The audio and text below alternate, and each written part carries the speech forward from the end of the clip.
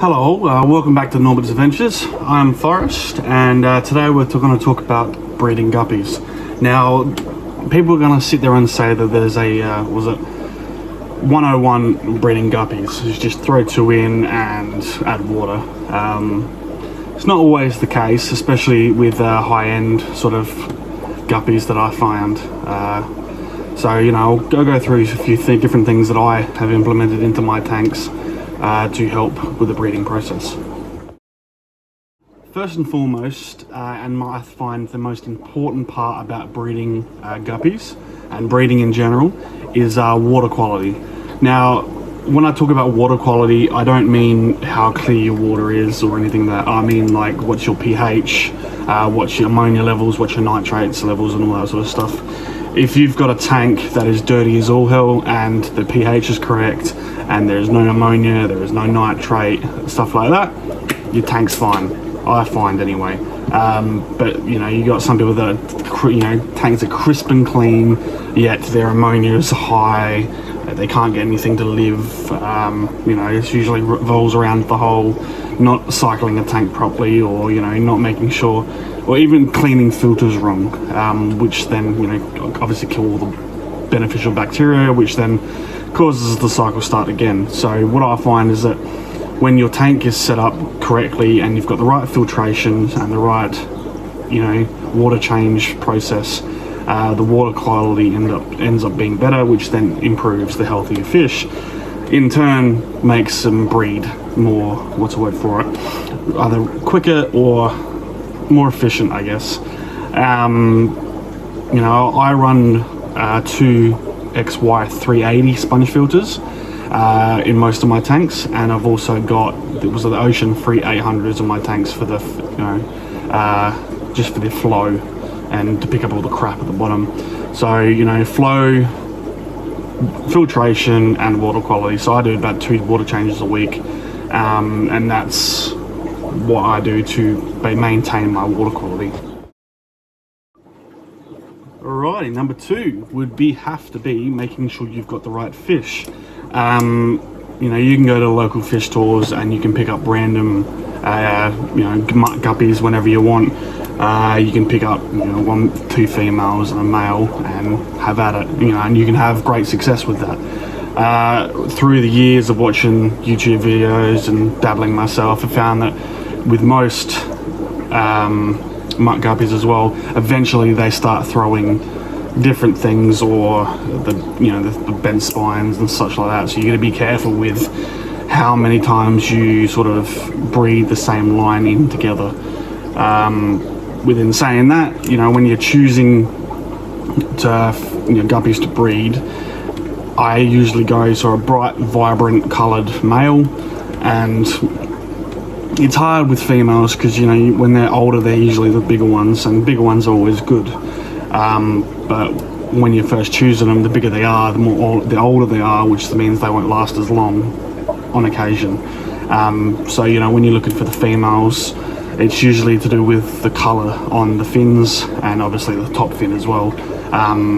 You got some that don't show any colour at all and are just that bland grey colour. Then you've got others that are completely coloured. Like I think my full reds of the back half of the fish is full red, and then you've obviously got the grey in the middle. But when you've got a male and a female that have bright, vibrant colours, the offspring ends up being a little bit better in quality as well. So yeah, and obviously with the ratios of male to female, the normal common advice is 2 females to a male. Now that might change depending on what you want to do or what your tank's set up for. If you have 3 males, so 3 males and 1 female, they're just going to harass the hell out of her, and usually ends up in the female passing away. So if you can go 3 to 1 male, 3 females to 1 male, it might even be better. But the ratio that I like running with is the trios: 1 male, 2 females, and I've had great success with that. Now, number 3 would have to be plants. I've always been rather shitty at keeping plants. I've always had them, but they've never really lasted that long in my tanks. But I found that some of the plants I've been recently getting, they're more floating plants than they are actually in the substrate. Then you also got things like Umbula, Java moss, Sabushta tang, stuff like that. You know, which is, it's pretty basic sort of plant. And it allows the fry or the females to hide, so they don't get harassed or with the fry being eaten. And obviously the more you've got, the higher success rate and the safer they feel, which means the females go up there and obviously lay their eggs, have their kids obviously because they're live bearers. But yeah, that's probably the next point with breeding guppies, is making sure there's enough hiding spots, and plants are the best thing for that. I go through periods of time where they eat everything, and then I've had to replace them, and I throw a new plant in there, and I've got kids within days. That added extra coverage or the shade, or I'm not too sure what, but yeah, it is a massive help when breeding guppies. Now, number 4, and the last part of my advice with breeding guppies, is quality food. Now, with all fish, quality food improves and promotes healthy fish, especially with breeding as well. If you feed the parents healthy and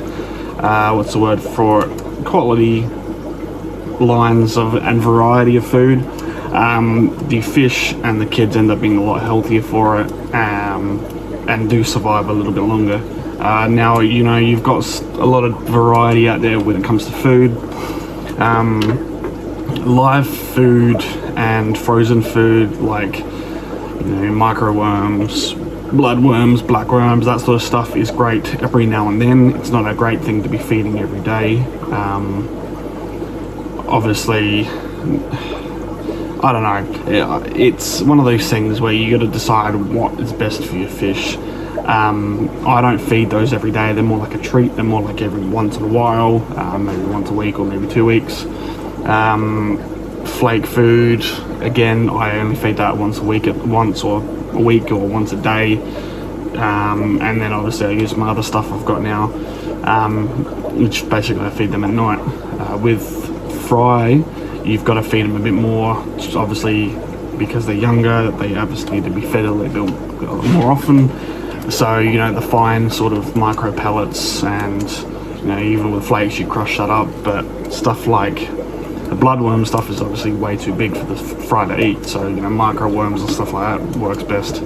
I also feed mine some mysis or brine shrimp or, stuff like that. So there is a variety of foods out there, all with their benefits and all with, someone's opinion about what's wrong with them and why they're not great. So, find what works for you and work out, a method of feeding that is best and it achieves what you want out of your fish.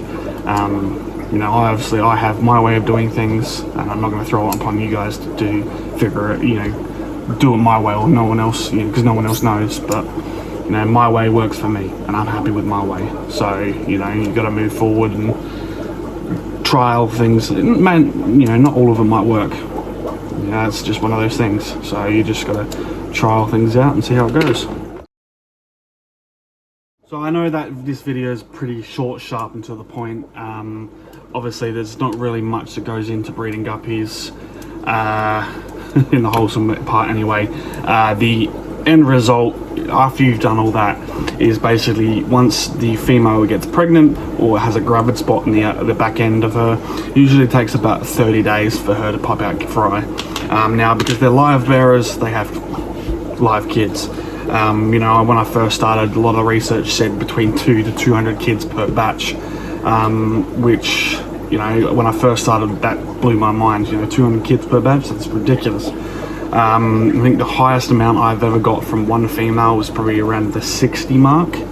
I haven't really seen any higher than that.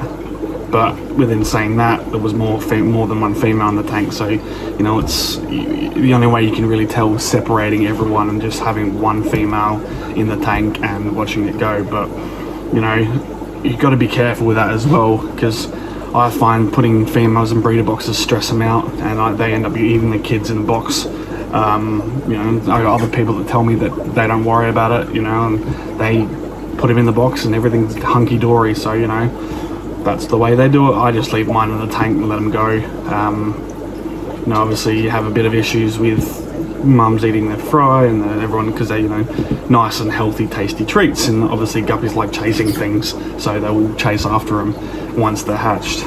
Sorry, once they give them birth, or once they start swimming around. But yeah, so that 30-day mark is a good way to look at things, is once that you see the gravid spot is usually within that 30-day mark. Now, when it comes to everything else, it's just a waiting game, really. Like, it is sort of add water and watch, but making all these steps line up and combined will promote healthy fish, healthy breeding cycles, and you won't have any issues with your lines coming out nice. Now, within saying that, you also have, every now and then, some do come out with defects, or do come out with that look different, or you know, come out with a weird tail, or you know, you gotta, it's called like selective culling. So you know, if you have a blue fish that comes out as a black fish, obviously you want to pull that black out of the blue line. Not saying it will happen, but you know, that's how you make sure the line stays pure, or a specific color. But yeah, so you know, if you guys have got any questions regarding this, you know, shoot me a message. You know, obviously, thank you very much for stopping by, and I shall see you next week.